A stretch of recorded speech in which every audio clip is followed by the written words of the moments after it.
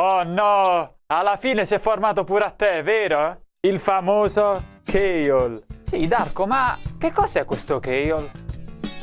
Te lo spiego in breve. La parola Keil è formato da due parti. La prima parte key, la seconda hole.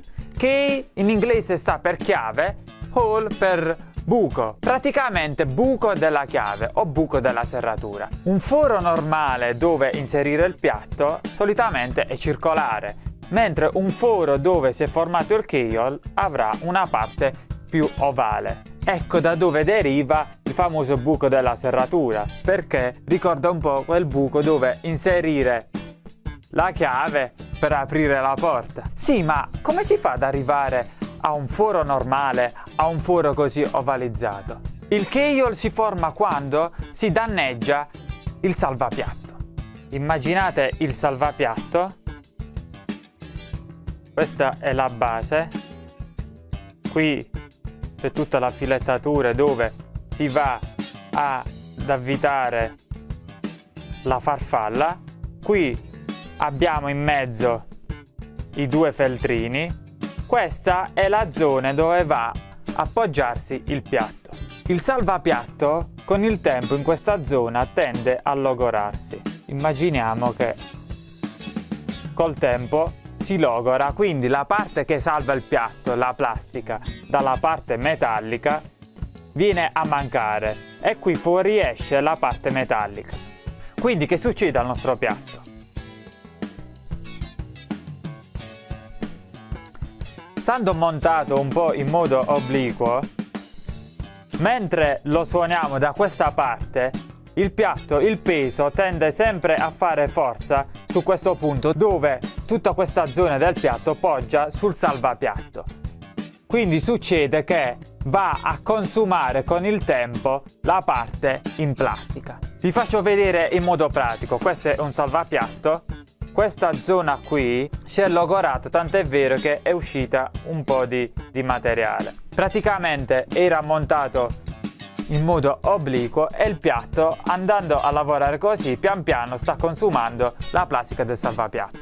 Man mano che passano gli anni e quindi il piatto ha consumato prima la parte in plastica, una volta arrivato al metallo è normale che si consumerà di più il piatto rispetto all'asta, perché l'asta è fatta di un materiale più resistente, mentre il nostro piatto è fatto in bronzo.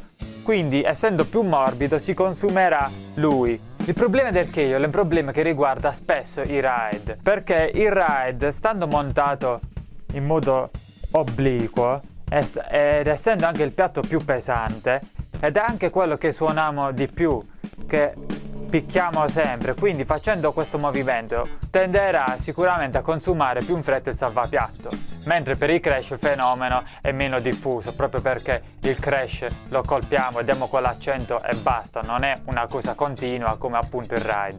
Sì, però dobbiamo sfatare un mito, cioè che i keil prima o poi si crepano. Attenzione ragazzi, un piatto con questo problema è diverso da un piatto crepato. È un piatto che ha ancora un suo valore. Ovvio, non dovete pagarlo a prezzo pieno. Calcolate una svalutazione del 25-30% proprio perché non è più originale e anche esteticamente non è bello da vedere. Però è comunque un piatto che fa ancora il suo lavoro. Non è un piatto crepato, appunto, come vi dicevo, che emette dei suoni metallici. Il piatto è ancora utilizzabile. Alla luce di questo potete sfruttare una buona opportunità, ovvero acquistare quei piatti che magari presentano un keil meno evidente, così da spuntare un prezzo migliore e usarlo comunque nei tuoi live, perché come vi ripeto è un piatto validissimo e il suono, attenzione, non viene modificato. Questa è un'altra superstizione. Questi pochi millimetri che si sono consumati non fa perdere suono a un piatto, cioè è impercettibile, cioè viene a mancare proprio delle piccole quantità di metallo, quindi il piatto risulterebbe pochissimi, ma neanche grammi più leggero. Quindi sfatiamo questo mito che i piatti con il keil suonano in modo diversi.